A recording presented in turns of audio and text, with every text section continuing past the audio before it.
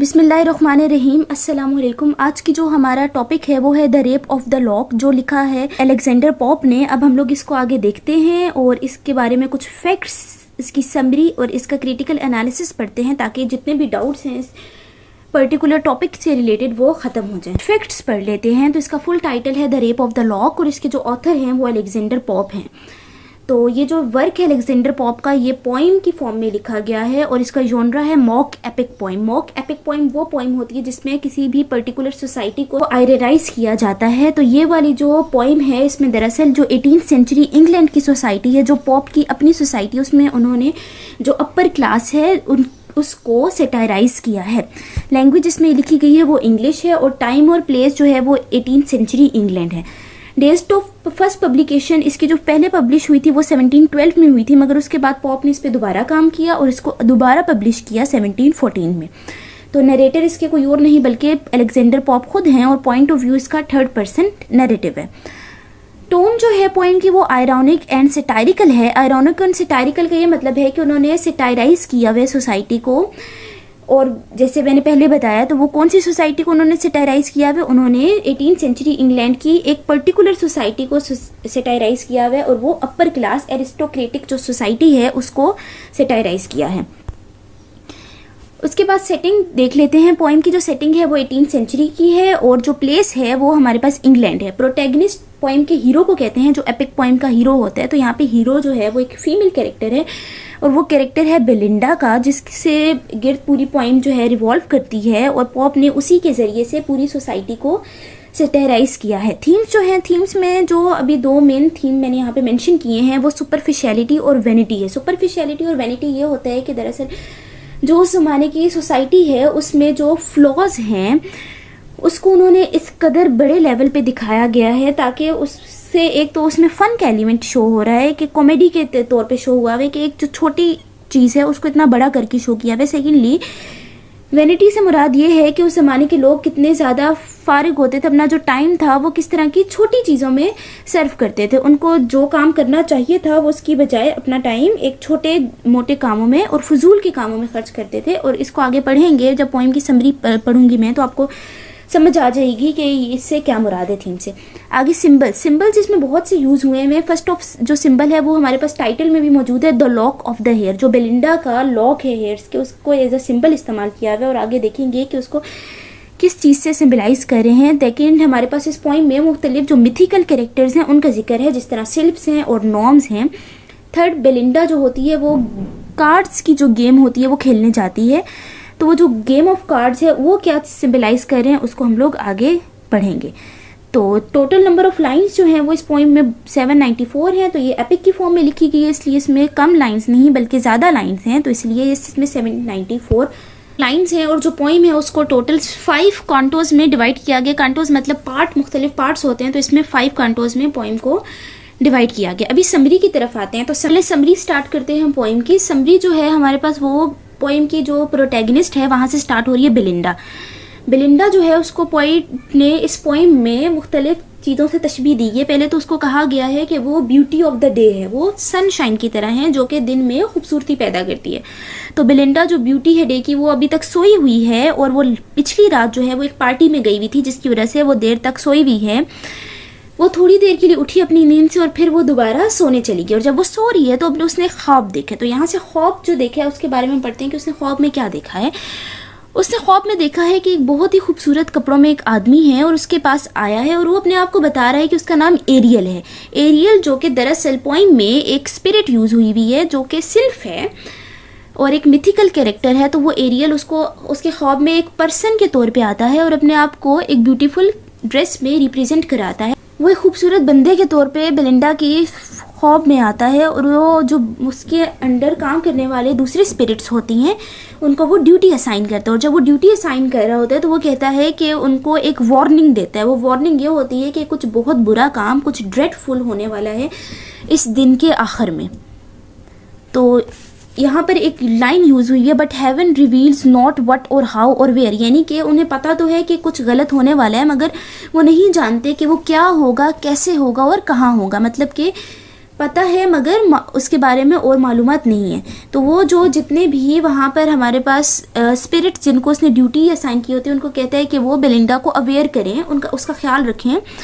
और बेलिंडा को बीवेयर कहता है कि वो सबसे दूर रहे, और ख़ास तौर पे वो जिस चीज़ से दूर रहे वो है मैन। उसके बाद वो उसका खौफ ख़त्म होता है तो उसका जो लैप डॉग होता है, उसका नाम शॉक होता है, वो उसको उठाता है। जब वो उठती है तो उसकी नज़र फ़ौरन उसके बिलेट डॉग्स पे पड़ती है। बिलेट डॉग्स से मुराद है कि उसका लव लेटर, जो उसको एक लव लेटर आया है और वो इनविटेशन है उस पार्टी की तरफ से जिसमें उसने जाना है। तो बेलिंडा जो है वो अपने ड्रेसिंग रूम में जाती है और वहाँ जाके वो अपनी मेड की हेल्प से, अपनी नौकरानी की हेल्प से तैयार होती है।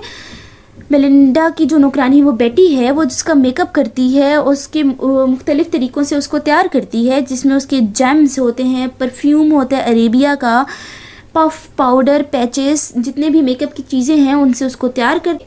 एपिक में ये होता है कि एक हीरो जंग के लिए जा रहा होता है तो उसको तैयार किया जाता है, उसको उसके वेपन्स दिए जाते हैं, उसको ट्रेनिंग दी जाती है। इसी तरह इस मॉक एपिक में बेलिंडा को वो हीरो से तशबीह दी जा रही है और वो कहा जा रहा है कि वो जंग में जा रही है, मगर उसके लिए जो चीज़ें तैयार करने के लिए चाहिए वो उसके वेपन्स नहीं हैं, बल्कि वो उसके पाउडर, पैचेस, परफ्यूम्स और जेम्स हैं जिससे वो तैयार हो रही है। ठीक है, और फिर यहाँ पे पॉप ने लाइन यूज़ की भी है, now awful beauty puts on all its arms, यानी कि वो जो ब्यूटी है वो पूरे तरीके से तैयार होगी है, आर्म होगी, उसने अपने आप को आर्म कर लिया है with the help of these makeup products.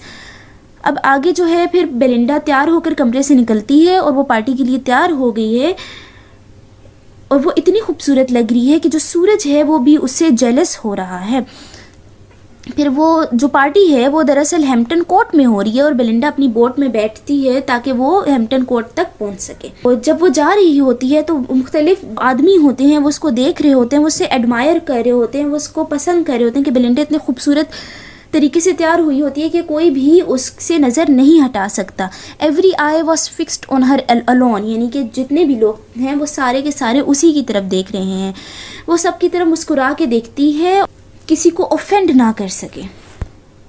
यहाँ पर एक और कैरेक्टर आ जाता है जो कि है लॉर्ड पीटर का कैरेक्टर। लॉर्ड पीटर जो बेलिंडा के एडमायरर्स में से होता है, वो बेलिंडा को चाहता है और उसका मकसद होता है वो किसी ना किसी तरीके से बेलिंडा को हासिल कर सके। तो उसको हासिल करने के लिए वो दरअसल जो अपने पिछले लव अफेयर्स होते हैं उनको वो सेक्रीफाइस करते हैं इन द फ्रंट ऑफ जो गॉडेस ऑफ लव होती हैं, और वो प्रेयर भी पढ़ता है ताकि वो बेलिंडा को हासिल कर सके।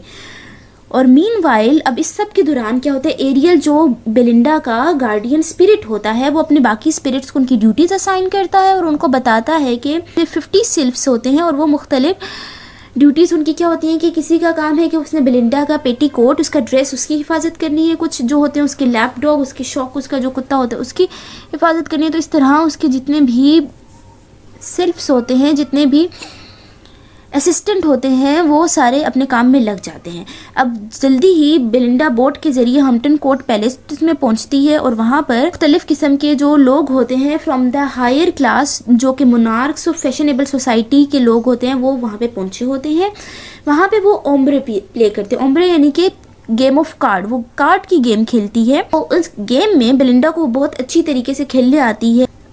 जो अपने जो मुखालिफ टीम होती है उसको हरा देती है। कॉफ़ी सर्व की जाती है वहाँ पे बेलिंडा को ताकि वो अपनी विक्ट्री को सेलिब्रेट कर सके। अब दरअसल बेलिंडा ने उस कार्ड की गेम में अपने मुखालिफ जो लॉर्ड पीटर होता है उसको हराया होता है। तो लॉर्ड पीटर के दिल में ये बात आ जाती है कि उसने किसी ना किसी तरीके से जो बेलिंडा है उसके जो हेयर का लॉक है, लॉक यानी कि जो लिट होती है, बालों की लिट, वो उसने किसी ना किसी तरीके से हासिल करनी है। तो वो कह रहे हैं कि वो कोई भी ऐसा काम करेगा जिससे उसको वो जो उसने गेम हारा है वो उसका बदला ले सके। उसके लिए वो बेलिंडा के जो एक लिट होती है, उसके हेयर का जो लॉक होता है वो लेना चाहता है। यहाँ पे थर्ड कैरेक्टर आता है क्लैरिसा का। क्लैरिसा जो होती है वो उसको, जो बेलिंडा होती है उसके दिल में ये ख्वाहिश डालती है कि जो लॉर्ड पीटर है वो उसका लवर है, ताकि जो वो सिल्फ्स होते हैं वो अपना काम छोड़ दें और वो समझेंगे कि बेलिंडा को तो उसका लवर मिल गया, तो अब उसको तो कोई ख़तरा हो ही नहीं सकता। मगर जो लॉर्ड पीटर होता है वो मौके का फ़ायदा उठाता है और वो बेलिंडा की जो लॉक होता है वो काट लेता है with the help of his scissors. ठीक है, और वो उसको इस तरह कंपेयर किया गया है कि जैसे जो वो सीजर थी उसको वो स्वर्ड से कंपेयर किया गया, जो ग्रीक ने ट्रोजन वॉर में, जो इलियड की ट्रोजन वॉर में इस्तेमाल की थी स्वर्ड्स, उसको उस सीजर से कंपेयर किया गया है। अब यहाँ पे एक और कैरेक्टर आता है अम्ब्रियल का। अम्ब्रियल जो होता है वो एक मेलनकोली नॉर्म होता है, यानी कि वो सैडनेस का नॉर्म होता है। उसका काम होता है कि वो सैडनेस और जो ग्रीफ होती है उसको डोमिनेट करे जाता है। और वो केव ऑफ स्प्लीन की यहाँ पे एक पूरी एपिसोड है, उसमें वो जो एम्ब्रियल होते हैं वो वहाँ जाती है और वो बेलिंडा को रुलाती है, उसको एक सैड मूड में ले आती है, उसको गुस्सा दिलाती है कि देखो तुम्हारे साथ क्या हुआ है, तुम्हारा जो बालों का जो लॉक है वो कट गया है, जिसकी वजह से वो बहुत गुस्से में आ जाती है और वो रोने लग जाती है और उसको सौर और सैडनेस ने घेरा होता है। यहाँ पे जो अम्ब्रियल होता है वो दरअसल बेलिंडा को गुस्सा दिला रहा होता है ताकि वो और ज़्यादा रोए। अब इधर एक और मिथिकल कैरेक्टर आता है जो है थेलेस्ट्रिस का कैरेक्टर। थेलेस्ट्रिस जो होते हैं वो बेलिंडा के साथ जो ब्लॉक गुमा है वो इस कदर उसके लिए परेशानी की बात है जैसे कि उसकी इज्जत उसकी दाव पे लगी हो, जैसे किसी ने उसकी इज्जत को नुकसान पहुंचाया हो। तो फिर वो उसके ब्रदर को कहती है सर प्लूम को कि वो जाए और लॉर्ड पीटर से उसके जो लॉक है हेयर का वो वापस लेकर आए, मगर जो लॉर्ड पीटर होता है वो रिजेक्ट कर देता है सर प्लूम की जो डिमांड होती है उनको। उसके बाद अम्ब्रियल जो होती है वो बेलिंडा को और ज़्यादा रुलाती है और ज़्यादा गुस्सा दिलाती है। उस जो सैडनेस और ग्रीफ होता है वो उसको हर तरफ से उसने घेरा होता है और बेलिंडा पूरा दिन ये रिग्रेट करती रहती है कि क्यों उस फैशनेबल सोसाइटी में गई और ऐसा क्या हुआ कि वो वहाँ पे जाके उसने कार्ड्स खेले और उन कार्ड्स की वजह से उसके जो खूबसूरत बाल थे, उसके एक जो लॉक है वो उसने गवा दिया वहाँ पे जाके। उसके बाद यहाँ पे क्लैरिसा का कैरेक्टर आता है और क्लैरिसा की एक पूरी स्पीच है जो कि बहुत इंपॉर्टेंट है और क्लैरिसा वहाँ पे मजाक उड़ाती है कि वैनिटी ऑफ वुमेन से मुराद के उस ज़माने की औरतें कितनी फजूल खर्च और होती थी, कि वो कितनी फजूल और कितनी फारिग हैं कि वो इतनी छोटी सी बात पे कि एक आदमी ने जो बेवकूफ़ी की है उसके पीछे रो रही है। दरअसल पास करने को बहुत से काम है, मगर वो जो उसका लॉक है गुम के किसी एक आदमी की बेवकूफ़ी की वजह से उसको वो सेटेराइज कर रही है कि वो उस पर रो रही है। उसके बाद वो जो थेलेस्ट्रिस का कैरेक्टर होता है वो एक प्रूड कैरेक्टर होता है, फिर वो सपोर्ट इकट्ठी करते हैं हर तरफ से ताकि वो बेलिंडा के जो एनिमीज़ हैं उनसे लड़ सके। और इस तरह ये एक हमारे पास Homeric struggle in the manner of great classical epic के तौर पे शो करते हैं, जैसे यहाँ पे एक बैटल का सीन शो कर रहे हैं। अब बेलिंडा जो होती है वो लॉक की डिमांड करता है, मगर वो लॉक जो होता है वो लॉर्ड पीटर नहीं बताता वो किधर है, वो ट्रेस नहीं किया जा सकता क्योंकि वो दरअसल वो जो लॉक होता है वो बेलिंडा की खूबसूरती होती है और वो आसमानों में जा चुका होता है, वो हेवंस का एक जो पार्ट होता है वो बन चुका होता है। और वो पॉइंट फिर सबको रिमाइंड कराता है कि अब उनको किसी चीज़ पे और रोने की ज़रूरत नहीं है क्योंकि वो जो लॉक है वो अपनी जगह पे पहुंच गया है जो कि ऊपर आसमान में। Her hair has become immortal और वो हमेशा के लिए आसमान में रहेगा और वो इमोर्टल हो चुका है। अब पोएम की क्रिटिकल अप्रिसिएशन की तरफ आते हैं। समरी आपको समझ आ चुकी होगी। क्रिटिकल अप्रिसिएशन में हमने कुछ चीज़ें देखनी है जिसमें थीम है, इन्वोकेशन है, हमारे पास कुछ मिथिकल कैरेक्टर्स इस्तेमाल हुए हैं उनको देखेंगे और जो स्पीचेस हैं उनके बारे में देखेंगे कि वो कौन कौन सी स्पीचेस है और क्या उनकी सिग्निफिकेंस है। सबसे पहला जो एलिमेंट है वो थीम है। जो थीम है उसमें जब भी एपिक का थीम होता है वो नेशनल इम्पोर्टेंस होती है उसकी, वो किसी एक बंदे के लिए नहीं होता बल्कि एक पूरी सोसाइटी के लिए उसकी इम्पोर्टेंस होती है। वो जो उस सोसाइटी के लोग होते हैं उनके लिए एज अ मिरर यूज हो रहा होता है, वो रिप्रेजेंट कर रहा होता है, एज अ सोसाइटी को इस तरह रिप्रेजेंट कर रहा होता है जैसे किसी ब्रॉड कैनवस पे पूरी उन्होंने एक ड्राइंग बना दी हो उस सोसाइटी की। ये वाला जो थीम है ये भी हमारे पास इसी तरह एक नेशनल लेवल की इम्पोर्टेंस है इसकी और ये जो 18th सेंचुरी इंग्लैंड है इसकी पूरी सोसाइटी को रिप्रेजेंट कर रहा है। थीम जो होता है वो पोइम का बिगनिंग में होता है, तो इस एपिक का जो मॉक एपिक का थीम है वो in the very start of the में शो किया गया है कि जो पोइट है लव के बारे में डिस्कस करने लगे हैं और वो सेटेराइज करने लगे हैं एरिस्टोक्रेटिक सोसाइटी यानी कि अपर क्लास जो सोसाइटी है को डिस्कस करेंगे। अब उसके बाद अगला है इन्वोकेशन। इन्वोकेशन जो होती है हमारे पास ये एपिक कन्वेंशन का बहुत इंपॉर्टेंट पार्ट है। इसमें दरअसल जो पोइट होता है वो जो हेवनली हमारे पास गॉड होते हैं, जो पोइट्री के गॉड होते हैं उनसे वो राब्ता करता है और उनसे अप्रिसिएशन मांगता है अपनी पोइम लिखने के लिए। तो इसमें जो हमारे पास ग्रीक मिथ में इसको गॉड ऑफ पोइट्री को म्यूज कहा जाता है, तो इसमें भी एपिक पोइम में भी जो राइटर है वो दरअसल जो है वो म्यूज़ के सामने वो उससे दुआ कर रहे हैं, वो उससे इनकरेजमेंट मांग रहे हैं कि वो जो ये जो पोइम लिख रहा है ये एक हायर सिग्निफिकेंस की हो। तो ये जो rape of lock Alexander Pope ने लिखी है, दरअसल ये उसने एक कैथोलिक फ्रेंड जॉन कैरल को एज अ म्यूज यूज़ किया गया है, और उसने अपनी पोइम लिखकर उसको सेंड की थी और उससे बोला था कि तुम बताओ कि मेरी पोइम कैसी है और मैं इसमें क्या क्या चेंजेस और ला सकता हूँ। अगला जो एलिमेंट है वो इसमें हमारे पास ये है कि आर्मी और जो बैटल की प्रिपरेशन है। तो एपिक में ये होता है कि जो हीरो होता है वो बैटल के लिए तैयार हो रहा होता है, तो इस एपिक में भी कॉस्मेटिक्स को एज अ आर्मी इस्तेमाल किया गया है कि वो, और बेलिंडा को बताया गया कि वो किस तरह बैटल के लिए यानी कि अपने दिन की शुरुआत के लिए तैयार हो रही है कि उसने कोई एक वाहिद जो कारनामा अंजाम देना है वो क्या होगा। तो एपिक पोइम में अब हम देखते हैं कि वो किस तरह तैयार हुई है। तो जो बाकी एपिक्स होती हैं उनमें वो with the help of mail, shield, sword, axes, daggers, bow, arrows, ये सारे वेपन्स के ज़रिए से जो हीरो होता है वो अपने आप को रेडी करता है एक बैटल के लिए। मगर इस वाली पोइम में यहाँ में इनमें से कोई भी वेपन इस्तेमाल नहीं हुआ, बल्कि बेलिंडा ने अपने आप को सजाया है, अपने आप को तैयार किया है with the help of other elements जो कि हमारे पास कॉस्मेटिक है।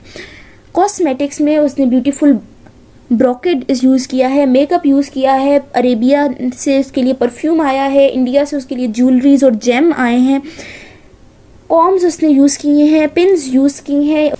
उसने कॉस्मेटिक्स में उसने patches, powder, puff, hair pin use किए हैं जो उसकी ब्यूटी को इन्हांस कर सके, इंक्रीज कर सके।